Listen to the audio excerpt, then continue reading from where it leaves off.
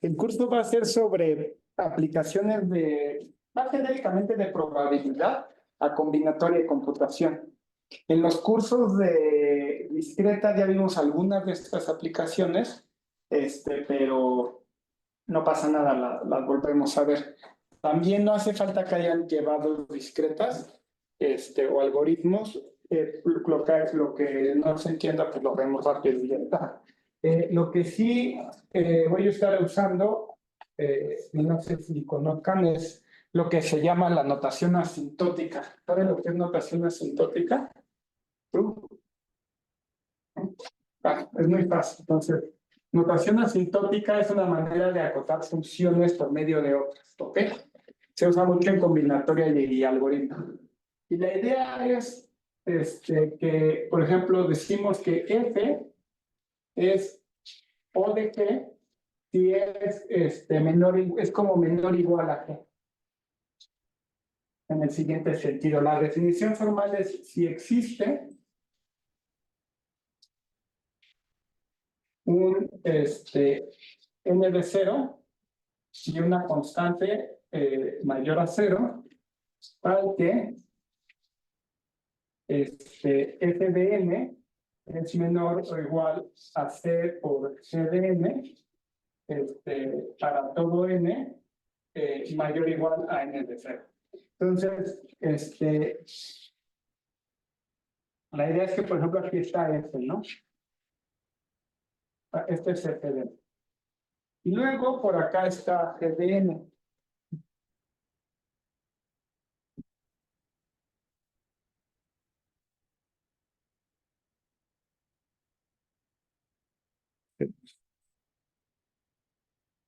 Sergio también escribió el curso, ¿no? Sí, Sergio escribió el curso. Sí, entonces ya somos 3. Sí, como es un buen. Sí, entonces sí se cerró. Sí, es que la vez pasada me quedé sin. Nadie escribió el curso. Se cerró. Pero ya con 2 inscritos, 3 ya la hacen.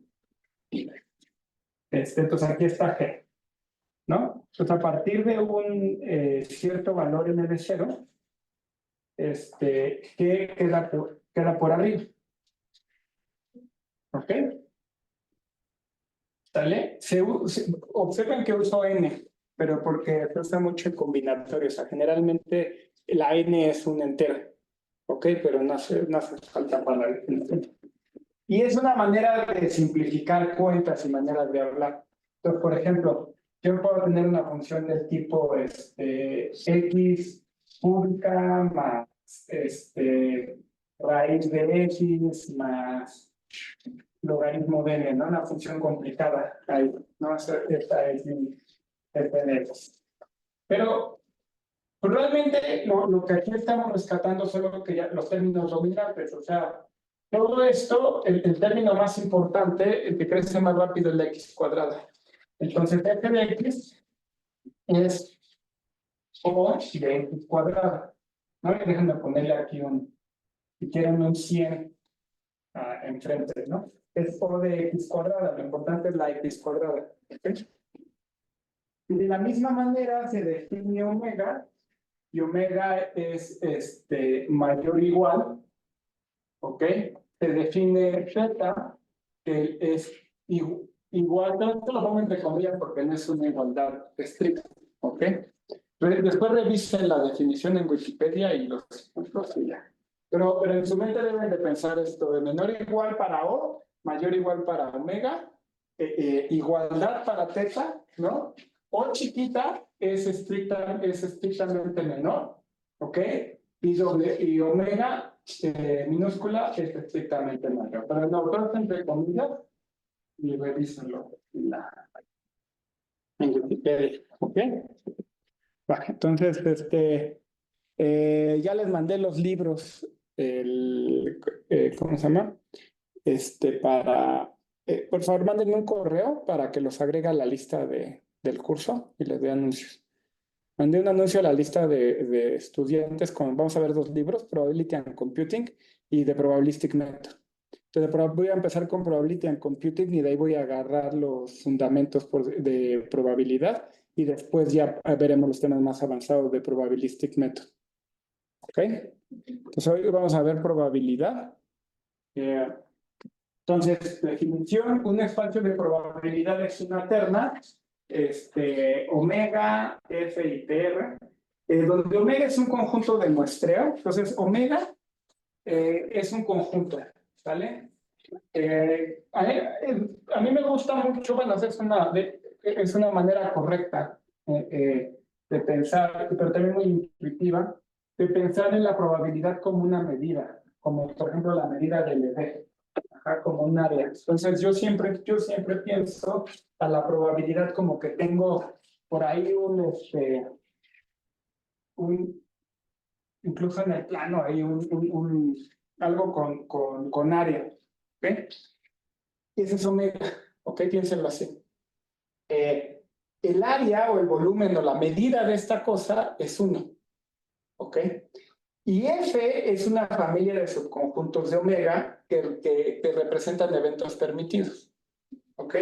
Entonces, siempre piensen en medida. Entonces, hay ciertos eventos por ahí, ciertos subconjuntos que me interesan, y eso es la familia de eventos. Y PR es la medida, la probabilidad es la medida, ¿ok? Entonces, cada evento tiene una medida, ¿ok? Entonces, por ejemplo, si yo parto omega a la mitad, recordando que la probabilidad, la medida de omega es 1, pues entonces este evento E1 pues va a valer la mitad. O sea, siempre piénsenlo como que están pensando en algo que tiene medida, ¿ok? Un área, ¿ok? Entonces, ¿qué cumple lo que les decía? Pues como la medida de todo es 1, ¿no? Pues la medida de todo subconjunto pues está entre 0 y 1, ¿vale? Y dada una sucesión disjunta de eventos a pares, pues la suma de sus medidas, pues es la suma de la unión de todos ellos, pues es la suma de sus medidas, ¿no? O sea, si yo agarro aquí el evento E1, otro evento E2, otro evento E3, etcétera, y me fijo en la unión, fijo en E1, unión E2, unión E3, pues la medida, la probabilidad de esto, pues no va a ser otra cosa que la suma, como son disjuntos factores, la suma de cada una de las medidas. ¿Ok?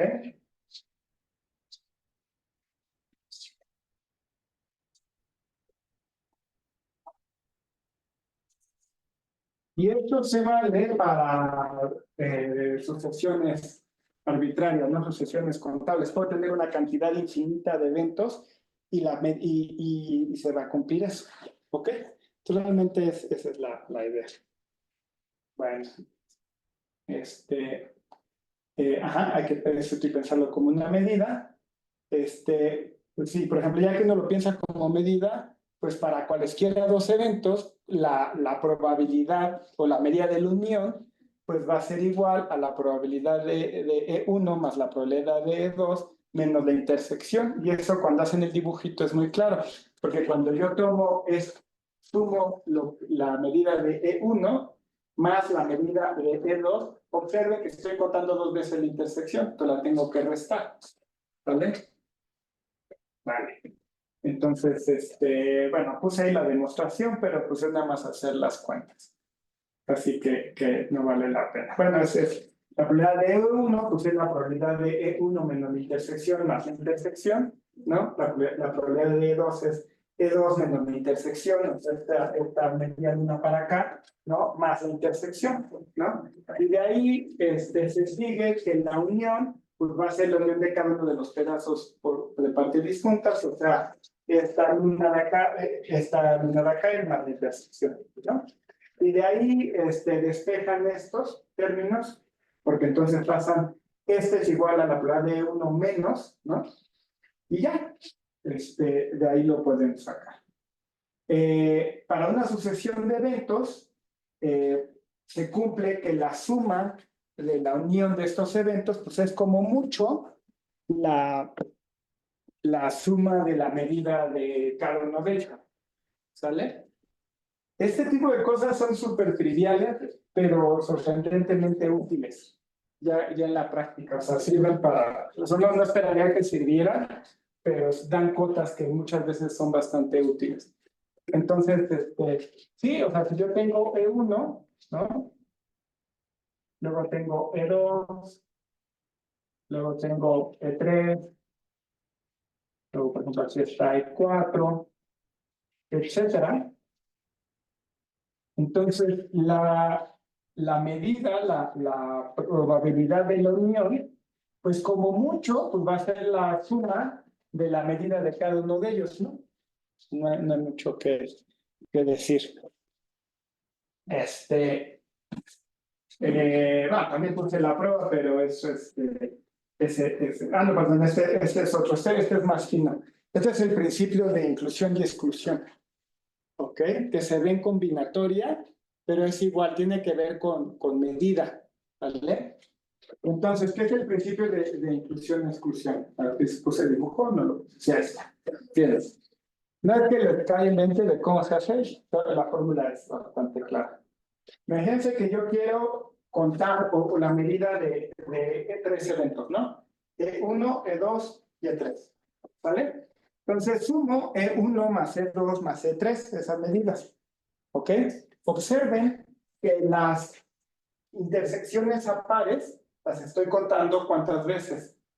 Dos. Entonces, esta le estoy contando dos veces, la intersección de E1 con E2.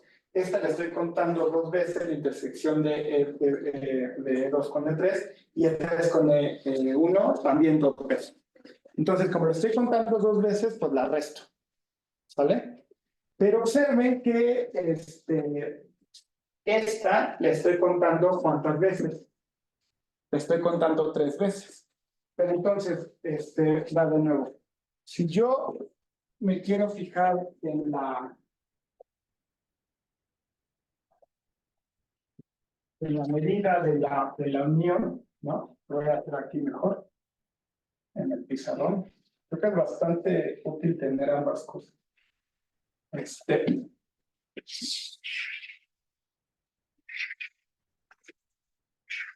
está E1, aquí está E2, aquí está E3, aquí está E1 intersección E2 intersección E3.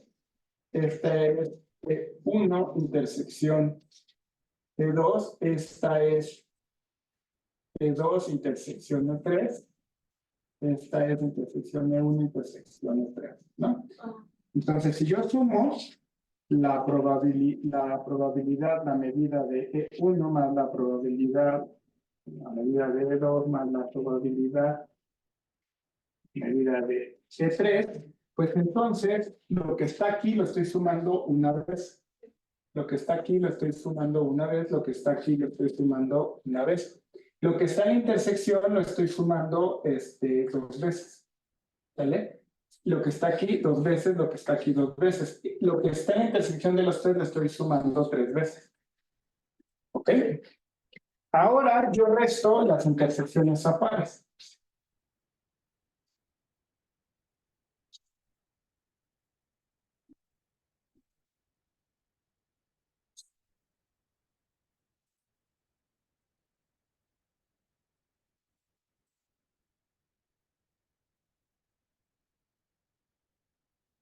Al restar las intersecciones a pares, pues entonces le resto un 1, ¿no?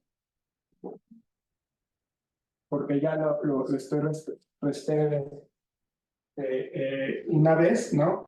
Le voy a quitar un 1, le voy a quitar un 1, ¿sale? Pero ¿cuántas veces lo voy a quitar? Tres veces. Todo. Tres, porque estoy restando esta intersección y esta intersección. Entonces se me vuelve 0. ¿Sale? Sí. Entonces ahora hay que agregarlo para que, porque ya lo quitamos. Entonces ahora agregamos la intersección de E1 más E2 más E3. En probabilidad y en combinatoria se llama el principio de inclusión y exclusión, o sea, sumas y restas, sumas alternadamente las intersecciones por la cardinalidad y funciona para cualquier número de elementos. Por eso es que la fórmula se ve tan complicada. Entonces, primero sumo lo que va los solitos, resto las intersecciones a pares, sumo las intersecciones de 3 en 3, luego resto las intersecciones de 4 en 4, sumo las de 5 en 5, etc. Entonces, con 4 también te sale. Ujú. O sea, con 4 sería sumar E1 más E2 más E3 más E4, restar E1 intersección E2, etcétera, sumar E1 más E3 más E1 intersección E2, E3, E1 intersección E2, E3, E4, etcétera. Y luego, finalmente, sumar o restar la intersección de todo. ¿Ok? Bueno, entonces el principio de inclusión y exclusión. Pero ¿por qué aparece menos uno a la I más uno? Eso nada más porque entre menos uno, según la L es la cardinalidad, el número de elementos que vas a tener en intersección. Entonces, como le pones menos uno, Sí. cuando es par, esto es suma, y cuando es impar, esto es resta. Entonces, este nada más un truco para que vaya alternando la resta según la paridad. Suma y resta según la paridad. Y todo esto, pues, es la suma de la... Ya como la de Chris. Ajá. Sí. Y es nada más para agarrar la onda de cuál es el patrón, y este es el patrón general. Resta el par y suma. Ajá. Pude haber puesto nada más este pedazo de la fórmula.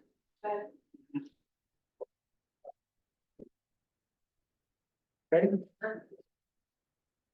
Entonces, ahorita son cosas básicas. Lo que me gusta es que incluso estas cosas básicas resultan ser bastante útiles. Ok. Dos eventos son independientes si solo si la probabilidad de la intersección es igual a la probabilidad de E por la probabilidad de F. Lo que quiere decir es que cuando independiente significa que el que pase uno no tiene que ver, no afecta el que pase el otro evento. Si lo quieren pensar como probabilidad, es que hay dos maneras de pensar como la probabilidad, como medidas o como cosas que suceden.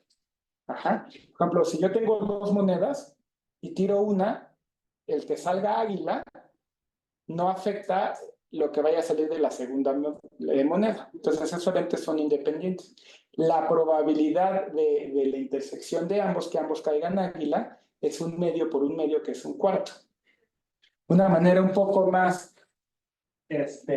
geométrica de cómo yo pienso estas cosas es que, pues como no tiene nada que ver, ¿no? E1 anda como en un plano, ¿vale? Y E2 anda como en F le puse, F.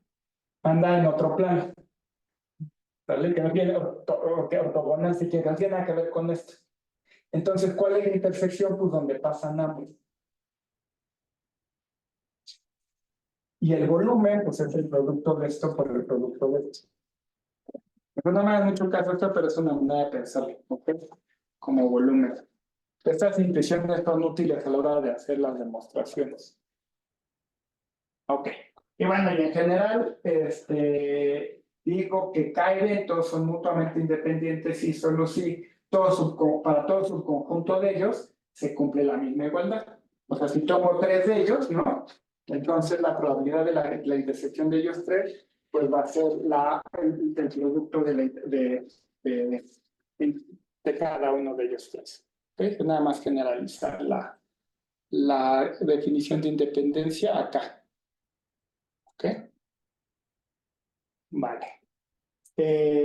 Probabilidad condicionada. Entonces, la probabilidad condicionada es la probabilidad de que ocurra E dado que ocurrió F. ¿Ok? Entonces yo tengo dos eventos, ¿vale? Ya ocurrió F, y entonces es la probabilidad, ¿cuál es la probabilidad de que entonces ocurra E? ¿Vale? Por ejemplo, no sé, E puede ser la probabilidad de que venga a trabajar mañana, ¿no? Y F puede ser el evento de que me saque la lotería. Entonces, dado, pues la probabilidad de que venga a trabajar mañana, pues tendrá una cierta probabilidad. Pero si me saco la lotería, pues ya no sé cuál es la probabilidad de que yo venga a trabajar mañana. ¿Ok? Y se define como la probabilidad de la intersección de F entre la probabilidad de F. Observen que si los eventos son independientes, la probabilidad de E intersección F, pues es la probabilidad de E por la intersección de F y se cancela con esta F. Entonces ahí sería la probabilidad de E. Si los eventos son independientes, pues si el que ocurra F no afecta mi probabilidad de que ocurra E. ¿Ok? Vale. Bueno, la ley de la probabilidad total, esa es una manera de contar, también es muy intuitiva. Yo tengo una partición de omega, E1 hasta N, ¿ok? Y entonces yo puedo expresar la probabilidad de cada evento B. O sea, tengo una partición ya dada, tengo un evento B, de nuevo piensen en medidas, pues ¿cuál va a ser la probabilidad de B, la medida de B? Pues la suma de la probabilidad de B intersectado con cada uno de los eventos. ¿Vale? Ahora, por la definición anterior, cada uno de estos eventos, B intersección EI, pues va a ser igual a la probabilidad de B, dado que ocurrió EI por la probabilidad de I. ¿Sí? No, si lo piensan como medida es muy intuitivo, ¿no? Otra manera geométrica de pensar es, esto es, todo B, pues es la probabilidad de que caiga de que cada una de estos pedazos. De hecho, algo en lo que he trabajado es algo que se llama probabilidad geométrica. Son problemas de geometría, pero con probabilidad.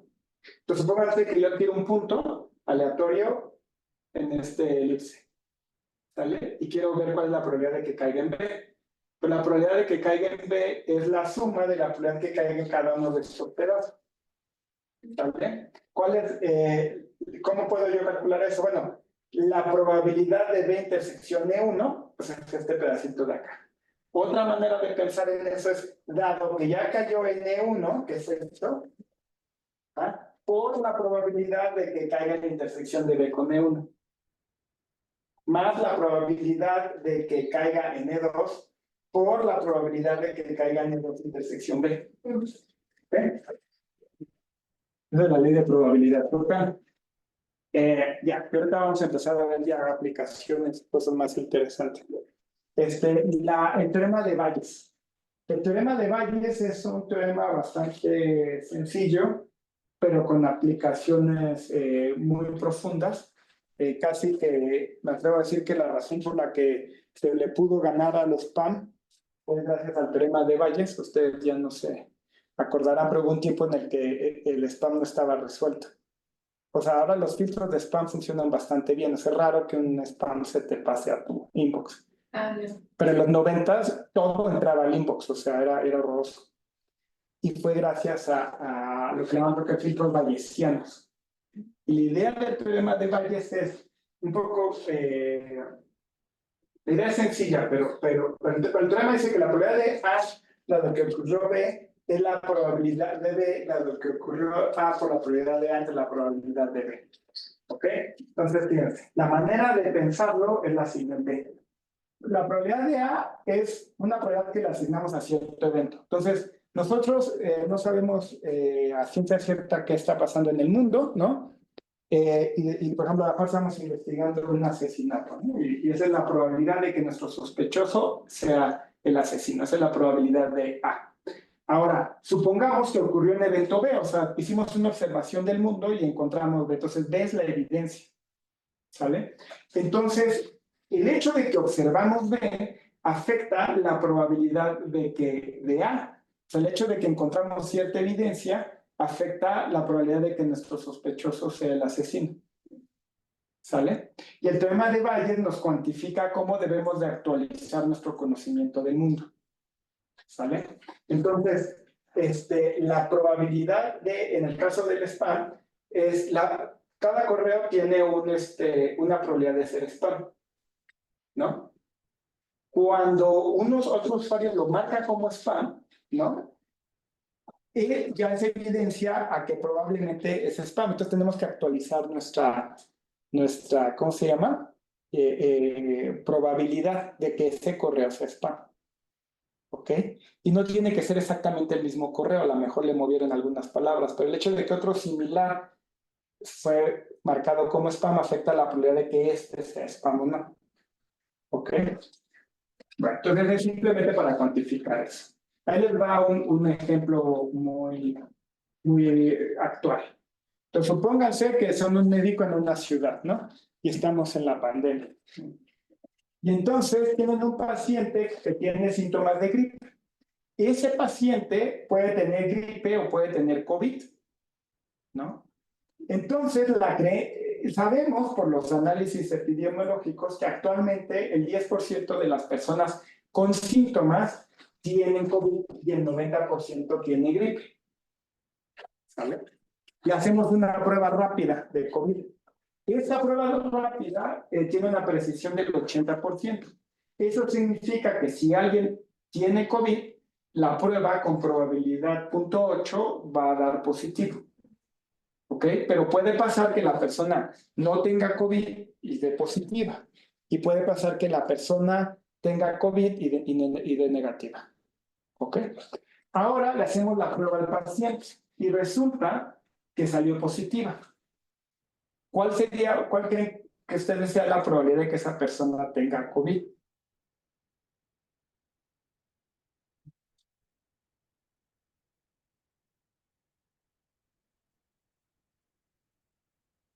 Tengan que adivinar así como feeling. ¿Eh? O sea, que tenía síntomas y aparte salió positivo, ¿no? Ajá, hay tres cosas importantes. ¿Tenía síntomas? Ajá. Sé que el 10% de la gente que tiene síntomas tiene COVID. Le hice la prueba que tiene una precisión del 80% y salió positivo.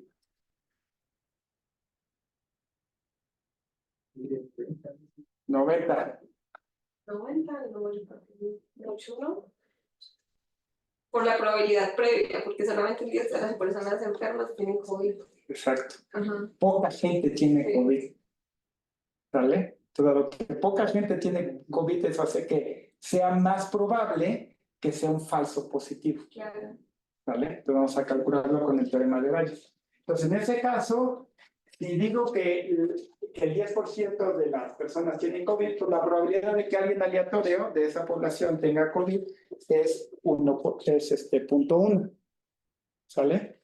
Esto hay que interpretarlo como, ok, el que tenga una presión del 80% quiere decir que va a dar que dado que tiene COVID, la probabilidad de que te dé positivo es de 0.8. ¿Vale? Hay que calcularlo. ¿Cuál es la probabilidad de que me dé positivo? Bueno, pues hay que partirlo en dos pedazos. La probabilidad de que tenga, pues, de que dé positivo, y que tenga COVID, ¿no? Sí. Esa es la probabilidad de que dé positivo, dado que tiene COVID, por la probabilidad de que tiene COVID, ¿no? Más la probabilidad de que dé positivo y no tenga COVID. Eso es la probabilidad de que dé positivo, dado que tú no tienes COVID, por la probabilidad de no COVID. ¿Sale? Conocemos ambas, porque la probabilidad de que dé positivo, dado que tiene COVID, pues es 0.8. ¿No? La probabilidad de que tiene COVID es 0.10, ¿no? Más la probabilidad de que dé positivo dado que no tiene COVID, pues es el complemento de esta. ¿Sale? Entonces es 0.2. ¿Sale? Por la probabilidad de que no tenga COVID es 0.9. Entonces la probabilidad de que esa prueba me dé positiva para alguien aleatorio de la población es 0.26.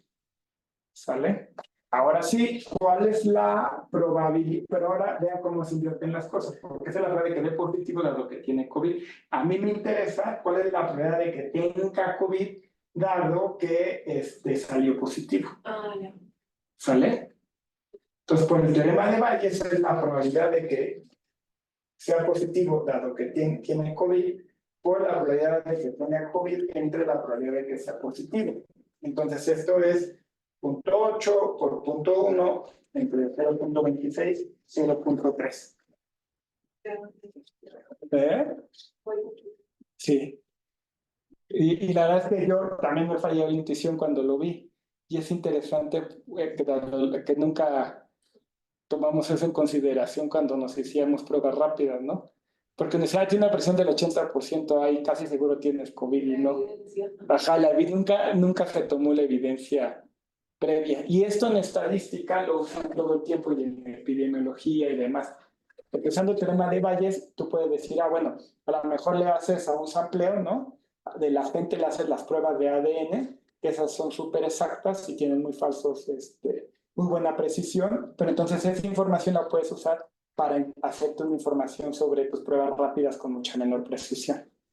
Entonces el teorema de Bayes se usa muchísimo. Esa de la nueva cepa, bueno, la nueva cepa no, como la nueva enfermedad del mono. Esa está como bien interesante porque hay un montón de datos, ¿no? Pues porque ya es algo que no es nuevo, sino que viene desde hace mucho. Sí, desde los 70, creo, ¿no? Sí, pero ahorita se está propagando más. Pero todavía no sonaría la alerta ya. Bueno, y el teorema de Bayes se generaliza. Les pongo la generalización. Supónganse que 1 hasta n es una partición de omega, y entonces la probabilidad de que haya ocurrido EI, la de que ocurrió A, pues es simplemente esta forma. ¿Ok? Es la probabilidad de que haya ocurrido A, de lo que ocurrió EI, por la probabilidad de EI, y esto de acá abajo es simplemente la probabilidad de A. Si se fijan, esto es la probabilidad de K por A de lo que ocurrió acá. Entonces, es nada más un tecnicismo, pero no es muy complicado. Eso lo único que está haciendo es expresar A de otra manera. ¿Sí? Ejemplos, ahora sí, ejemplos de combinatoria y de computación. Pues todo lo que vimos hoy pues, es bastante básico, ¿no? No vimos nada muy complicado. Ahí les da. Nos dan 3 monedas, ¿no? Yo les doy 3 monedas. Una de estas monedas está sesgada, es decir, cae águila con probabilidad 2/3, no 1/2, sino tiene trampa, ¿no? Pero no saben cuál es la moneda sesgada. Ustedes toman sus 3 monedas, en cualquier orden, y caen águila, águila y sol, respectivamente. ¿Cuál es la probabilidad de que la primera moneda que tienen sea la sesgada?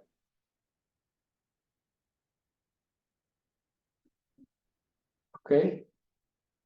Como qué tiene que ver eso con el teorema de Bayes. Pero lo importante del teorema de Bayes, dado que ya observé un evento, lo puedo usar para cambiar mi probabilidad sobre lo que yo tengo. De hecho, eso se llama inferencia bayesiana.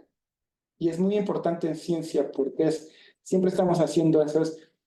En ciencia realmente es rara la vez con la que podemos afirmar algo con total certeza. Estamos siempre afirmando las cosas con probabilidad. Entonces, el teorema de Bayes nos permite ir ajustando nuestro modelo del mundo probabilístico conforme vamos observando evidencia.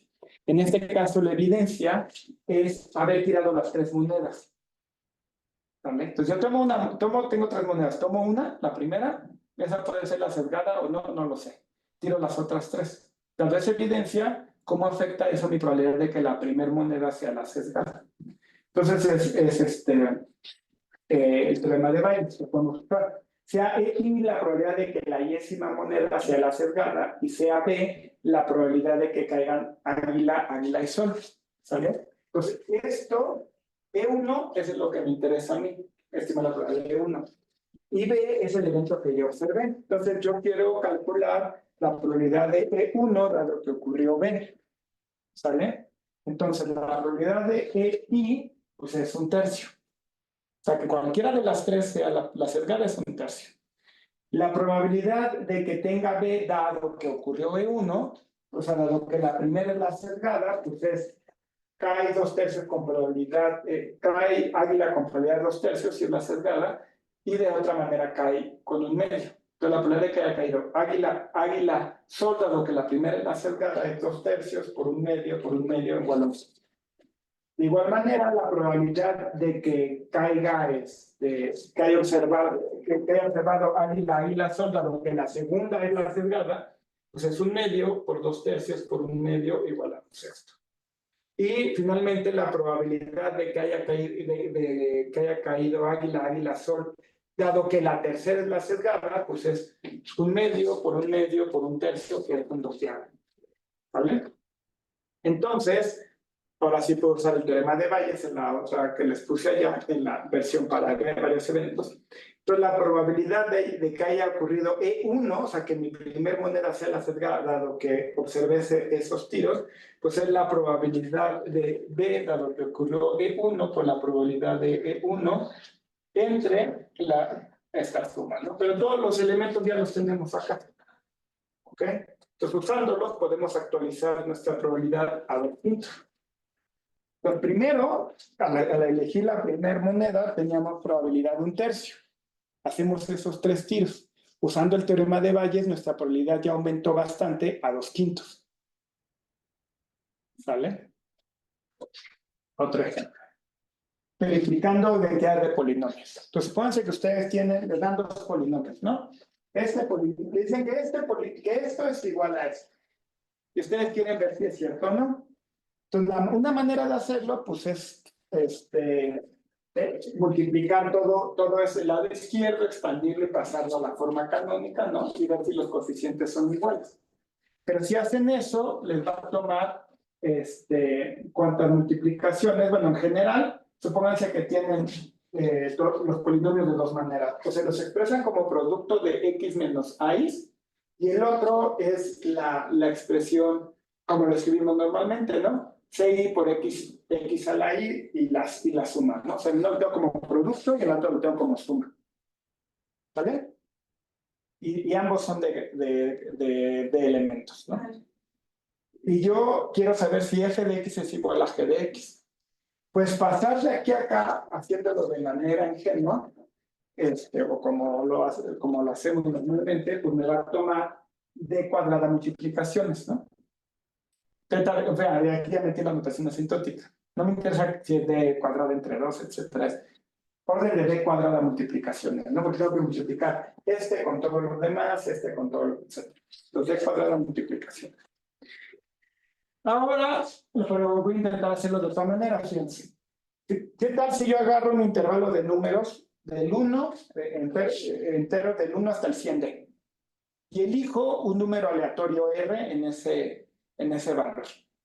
Y evalúo f de R y G de R. Entonces, tomo un número aleatorio, lo evalúo en el lado izquierdo y lo evalúo en el lado derecho. Si esos 2 números me salen distintos, pues los polinomios no son iguales, ¿no? Ahora, ¿cuántas multiplicaciones me toma hacer esos cálculos? Pues me toma D, porque solo tengo que multiplicar estos D. ¿Vale? Entonces,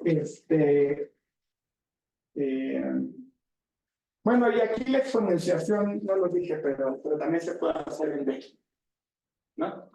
Porque, por ejemplo, si ustedes dicen, no, pero pues a lo mejor tienes que hacer todas esas sumas, pero no, si quieres calcular x a la 6 y todos esos valores, pues no lo haces uno por uno, sino puedes ir saltándote cosas, ¿no? O sea, por ejemplo, yo calculo x, ya lo tengo.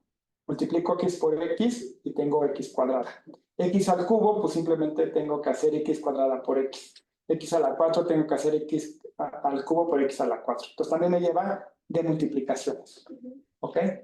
Entonces, muy bien, entonces con costo de, si tuve suerte y son distintos, pues entonces ya la hice, ¿no? Entonces bajé el tiempo de d cuadrada a d, pero puede ser que haya tenido mala suerte.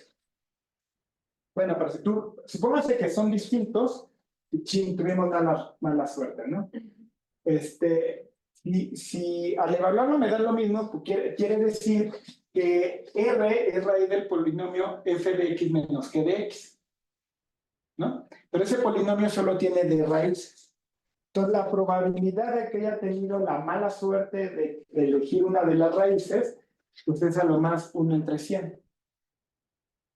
¿Sale? Ahora, pues yo digo, bueno, pues 1 entre 100 está bien, o sea, a lo mejor lo intento y me salió que son iguales, pues la probabilidad de que haya tenido mala suerte es 1 entre 100. Pero si yo quiero mejorar esa probabilidad, pues simplemente hago varias elecciones con reemplazo, o sea, elijo un número al azar en ese rango, ¿no? y hago la prueba, ¿no? Pero tomo K de ellos, ¿sale? Entonces, la probabilidad de que sean distintos, que son distintos, la probabilidad de que todas esas K elecciones me hayan salido que son iguales, pues es 1 entre 100 a la K. ¿Sale? Entonces, eso exponencialmente decrece rapidísimo.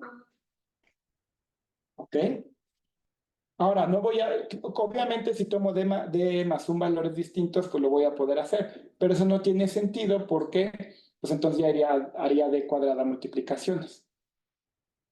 ¿Ok? Pero si tomo K, la mejor logaritmo de D, pues sí lo hago mucho más rápido. ¿Ok?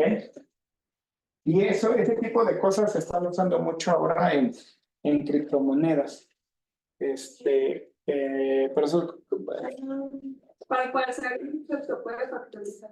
No, esto es como yo quiero verificar, pero probabilísticamente. O sea, muy en espero no me quite mucho. Muy en particular en Ethereum, que tiene contratos inteligentes, ahora hay cosas de segunda capa. O sea, hacer cosas en Ethereum, en blockchain, en Ethereum ustedes pueden correr programas, pero eso es muy tardado. Entonces están poniendo segundas capas. Y lo que hacen es pruebas de verificación. O sea, yo le digo, ya hice el cómputo y aquí está mi prueba. Y yo digo, no te creo, pero el verificar si sí lo hiciste, pues implica volver a hacer todos los cálculos. Pero en muchas instancias puedes hacer una verificación probabilística. Entonces, con mucho menos trabajo, dices, pues la probabilidad de que lo haya hecho mal y que me haya salido esto, pues es 1 entre 100 a la K. Entonces haces una verificación probabilística mucho más rápida y la probabilidad de que falle la puedes hacer tan baja como quieras.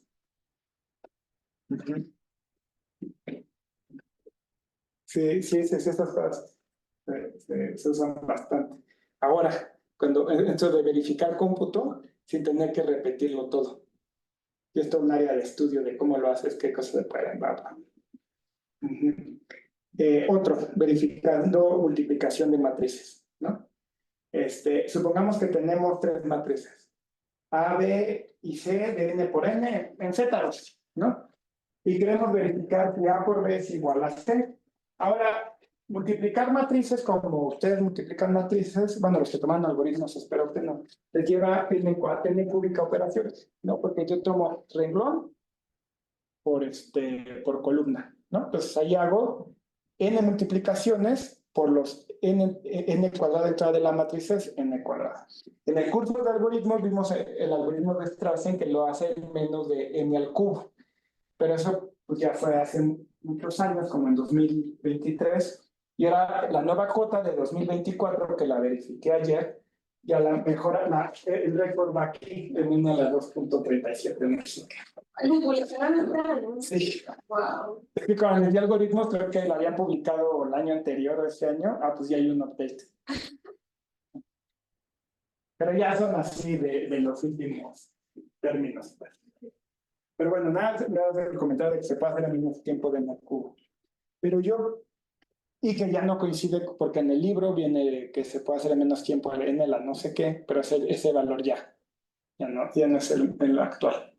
Entonces, otra manera de hacerlo, pues, ¿qué tal si yo te escojo un vector aleatorio de ceros y unos, ¿no? Y entonces comparo A B por R con CR, los evalúo. Ahora, no voy a multiplicar A por B porque entonces eso es multiplicar C, pero lo que sí puedo hacer es multiplicar D por R y luego lo que resulte multiplicarlo por A. Ajá. Entonces, hago una matriz de N por N, multiplicar un vector, pues eso es mucho más fácil, porque eso lo hago en tiempo N cuadrada, ¿no? Entonces, el tiempo N cuadrada es la misma idea. Si resulta que me dan 2 valores distintos, pues ya cabe, ¿no? Ahora, si me dan, supongamos que no son iguales, ¿no? Pero que me da lo mismo, ¿no? Entonces, me voy a fijar de nuevo en la resta. ¿Vale? En D, en AB menos C. Entonces eso quiere decir que DR es igual a 0, ¿no? Ahora, como son distintos, AB menos C, y C, entonces esta D no es el 0, igual que antes, ¿no? Entonces, como no es el 0, tiene alguna entrada, digamos, la 1, 1, que es distinta de 0. Entonces, en pérdida de generalidad, la 1, 1 es distinta de 0. Pero entonces, como cuando yo elegí mi R de manera aleatoria, yo tengo que todas las entradas me salieron 0. Ahora, ¿cuál es el valor de 1, 1? Pues yo lo puedo calcular así, ¿no? Es de 1J por RJ, la suma de todos estos. Y esto me resultó 0. ¿Sale? Pero reescribiendo esto quiere decir que el R1 es igual a este valor. Aquí simplemente estoy sacando el R1, pasando el resto del lado derecho y dividiendo entre el 1. ¿Sale? Lo importante es que este es distinto de 0. Ahora, ustedes pueden suponer que el vector RI lo eligieron primero el Rn, luego el Rn-1, bla, bla, bla, hasta llegar al R1. Justo antes de elegir el valor aleatorio para R1, todos los anteriores ya están determinados. Eso quiere decir que hay exactamente un valor de R1, el cual va a hacer que esto sea 0. Entonces, con probabilidad de 1/2, eligieron el valor correcto. Entonces, la probabilidad de que esto les dé 0 es a lo más, es 1/2. Y digo a lo más porque ese argumento lo puedo repetir para las diferentes entradas no ser. Solo estoy diciendo que hay una entrada no ser. Pues con probabilidad de 1/2, si ahora yo elijo K vectores aleatorios, pues tengo la probabilidad de que todas sean, y que tenga igualdad en todos los casos, es a lo más 1/2 a la K. Entonces, eso decrece rápidamente, exponencialmente rápido. Y hago uso de eso. Porque no hay mucha diferencia, aparentemente, entre n cuadrada y 1 a la 2.37. Pero yo no necesito hacer muchas selecciones de K. ¿Vale? Por ejemplo, si cojo logaritmo de n, pues eso ya va a tender a 0. ¿Ok? Y solo voy a haber hecho n cuadrada log n multiplicaciones. Aquí es interesante porque en algunas instancias verificar se puede hacer probabilísticamente mucho más rápido que hacer desde 0, pero en otras la ganancia no es tan buena. Entonces eso es todo un área de estudio en algoritmos. Yo no entendí, profe, por qué la probabilidad de que elijamos a R1 es 1. Lo que pasa es que R1 tiene dos valores posibles, 0 o 1. Una vez que los últimos RIs ya están elegidos, R2 hasta Rn, vamos a suponer que los elegimos al revés. Primero el n, luego el n-1, etc. Una vez que estás por elegir R1, esta suma ya está determinada. Y esto, esto ya está determinado y esto está determinado. Entonces tú quieres que R1 sea igual a lo que sea que te da esto. Puede ser 0, puede ser 1. Pero entonces con probabilidad de 1/2 latinas al que quieres. Entonces con probabilidad de lo más 1/2 pasa a ser la elección correcta para R1. ¿Sale? Sí. Bueno. Otro, conjunto mínimo de corte. Entonces, yo tengo una gráfica que para los que no han llevado en discreta, una gráfica no es otra cosa más que un conjunto finito de cosas que llamamos vértices o nodos. Generalmente pintamos como bolitas, ¿no? Conectados bueno, y las aristas son pares de vértices. Y yo lo represento como líneas que conectan estos vértices. Entonces, digamos que los vértices son A, B, C, D, C. Entonces, el conjunto de vértices de mi gráfica es A, B, C, D, E. Y el conjunto de aristas son pares de vértices. En este caso son AB, AC, AD, son BC, BE, ¿ok? y y CD, ¿no? Y ya, pues, este es mi conjunto de aristas. ¿Ok? Es una gráfica. O gráfica también, se le dice. Pues, por ejemplo, aquí tengo esta gráfica. Un conjunto de cortes es un conjunto de aristas que al yo quitarlo, me separan mi gráfica en dos o más pedazos. Entonces, por ejemplo, estas aristas que están pintadas de rojo aquí, ese es un conjunto de cortes. Si yo las quito, este pedazo, los vértices 1 y 2 van a estar separados del 3, 4 y 5. ¿Ok? Ese es otro conjunto de cortes. Si yo lo quito, entonces el 5 va a estar separado del resto. Y quiero un algoritmo para encontrar el conjunto de corte, de corte mínimo. ¿Vale? Entonces, mi algoritmo es la cosa más simple del mundo y es sorprendente que funciona y da buen tiempo de ejecución, fíjense. Entonces, mi algoritmo va a elegir aleatoriamente una arista y la contrae. ¿Ok? Contraer significa tal cual, o sea, geométricamente ustedes toman una arista, contraria significa que juntan los dos extremos en un solo vértice. Al hacer eso puede aparecer lazos. Por ejemplo, si yo contraigo la arista AB, entonces esto se va a ver así, ¿no?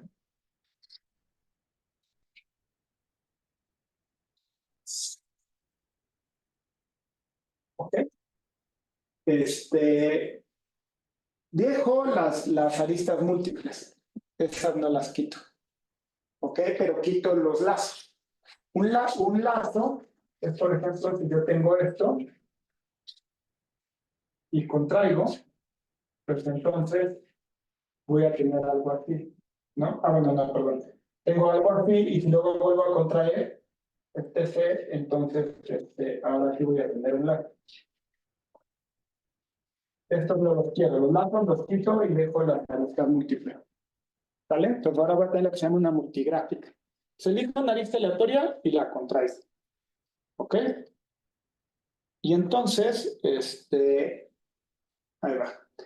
Por ejemplo, aquí copié para ir haciendo las contracciones de la gráfica. Entonces, elijo una aleatoria, a lo mejor al inicio elijo la 3, 4 y la contraigo. La gráfica se ve así. Entonces, repito, dejo las multiaristas. Y ahora de lo que queda, elijo otra arista aleatoria. A lo mejor elijo esta y la contraigo. Y ahora elijo otra y la contraigo. Así hasta que solo me quedan dos vértices. ¿Sale? Esto va a resultar ser un corte. O sea, las aristas que les mantengo las etiquetas que van de aquí a acá son un corte.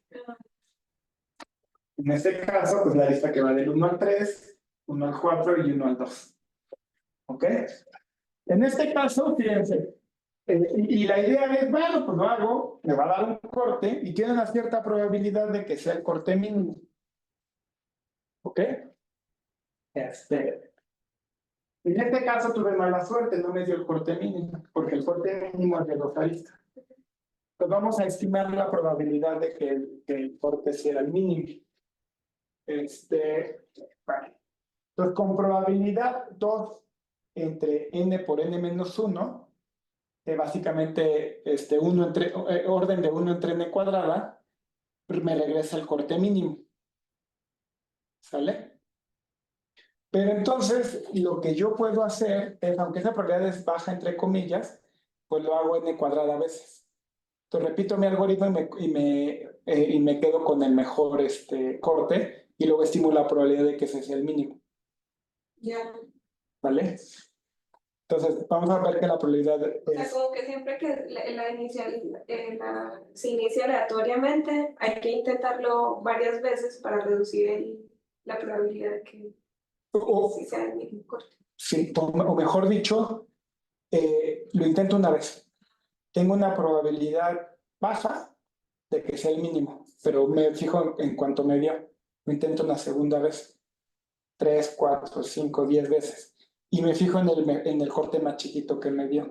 Y luego vamos a estimar cuál es la probabilidad que ese más chiquito sea el corte mínimo. Y esa es la que podemos hacer tender a 1.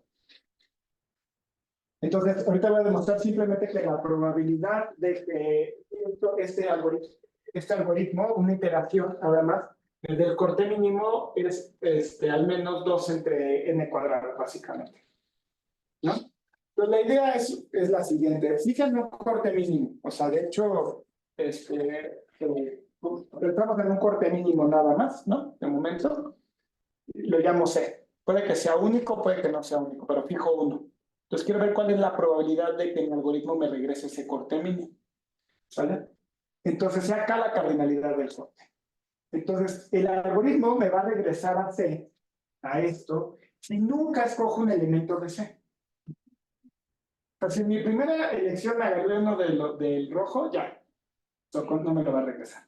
Si me elijo algo de acá, pues va a estar contrayendo cosas.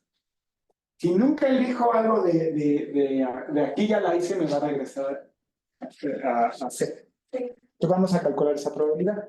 Bueno, sea y el evento de que la iésima arista contraída no esté en C, y sea el evento de que ninguna de las primeras y aristas estén en C. Entonces, E1 es la probabilidad de que no elija la primera arista aquí. E2 es la probabilidad de que la segunda arista que elija no esté aquí. Y E3 va a ser la probabilidad de que la tercera arista no esté aquí. Pero F3 es la probabilidad de que ni E1 esté aquí, ni E2 esté aquí, ni E3 esté acá. Es la intersección de esta. A mí me interesa calcular F de n-1. Si observan, en cada paso voy perdiendo un vértice y me detengo cuando me quedan 2. Entonces hago, ¿cuántas? n-1 o n-2 contracciones. ¿Cuántas selecciones hago? Lo puse. n-2 veces. Y ya me van a quedar 2 vértices. ¿Ok?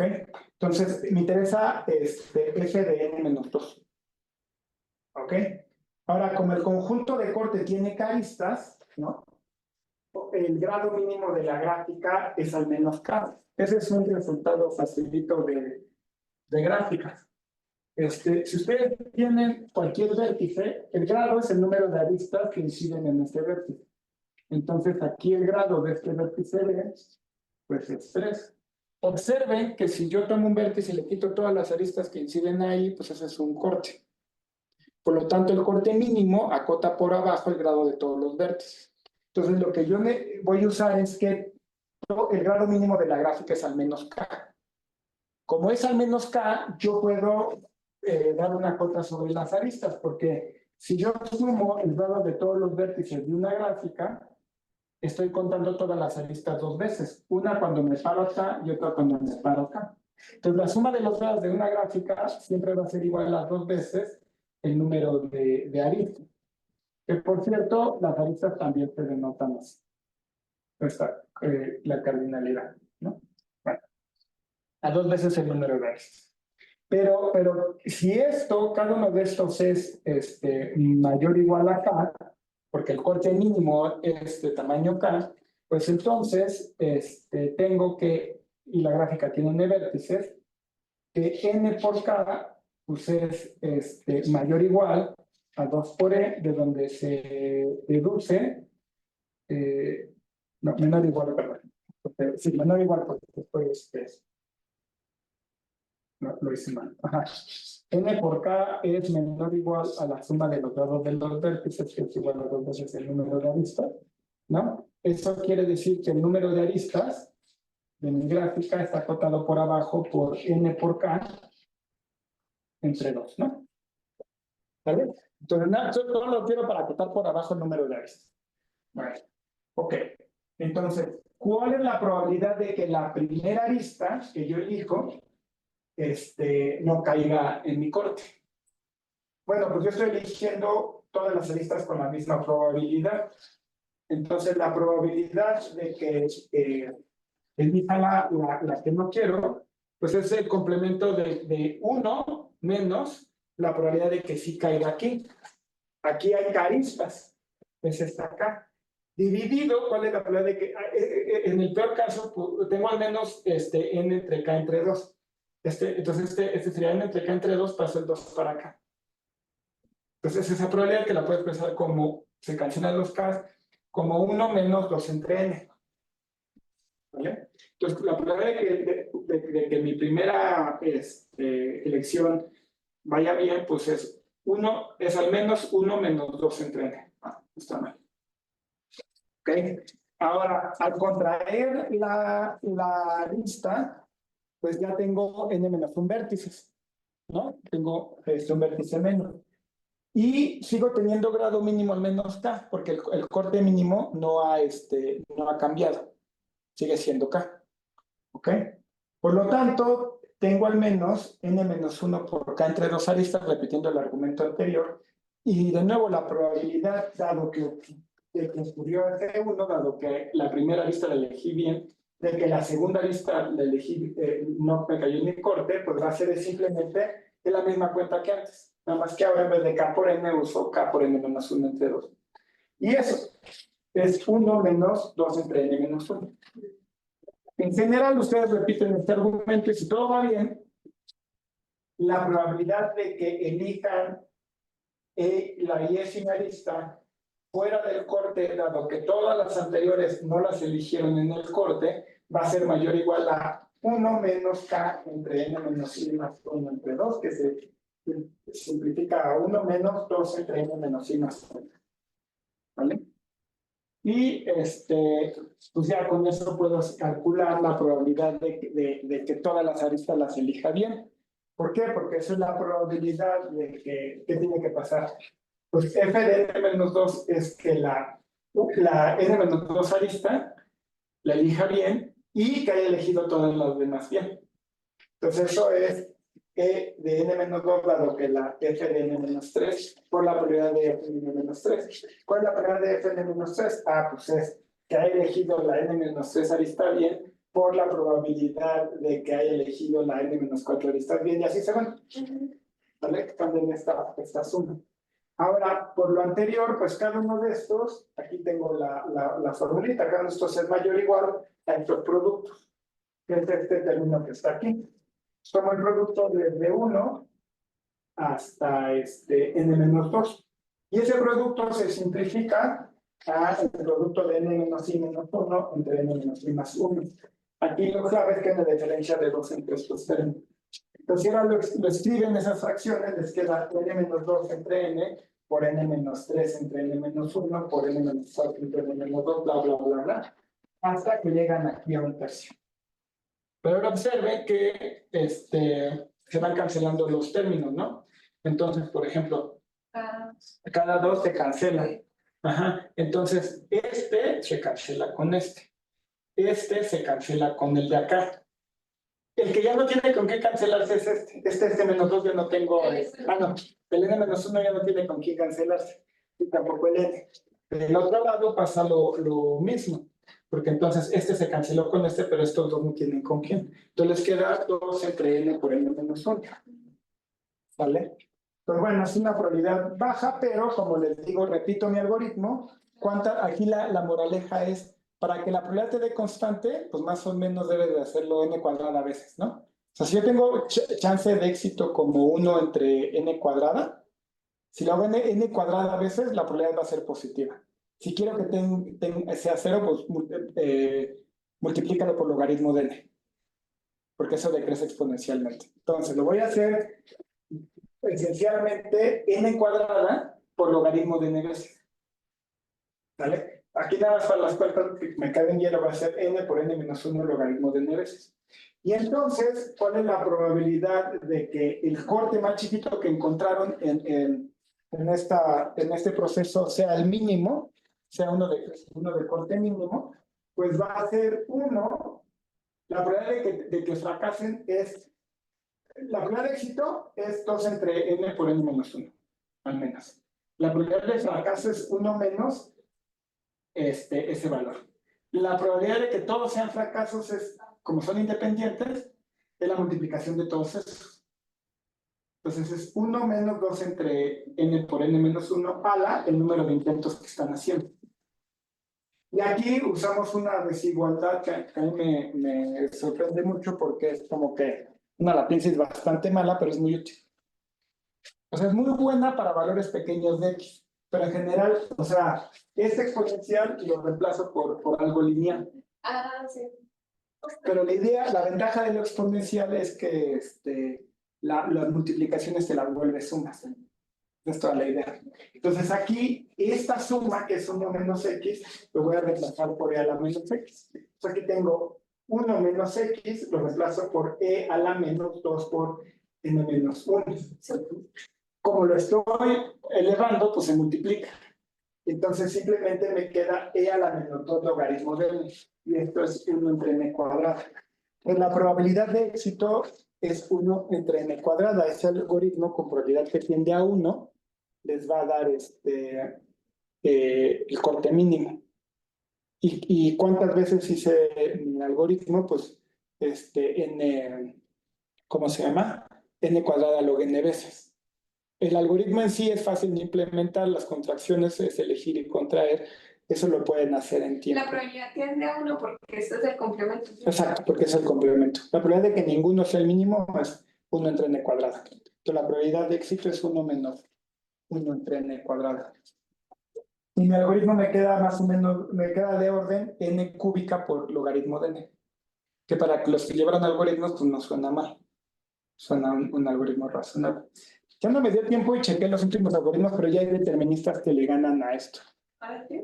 Sí, en su momento, cuando empezaron a salir estos algoritmos aleatorizados, pasaba de que a veces el mejor algoritmo que conocíamos era de este tipo. Ajá. No había determinista. Ajá, pero eso es una idea sencilla y funciona. Y ya, ahí paramos. Por hoy. ¿Dudas, comentarios? Profe, entonces estos los van a subir a YouTube. Sí, voy a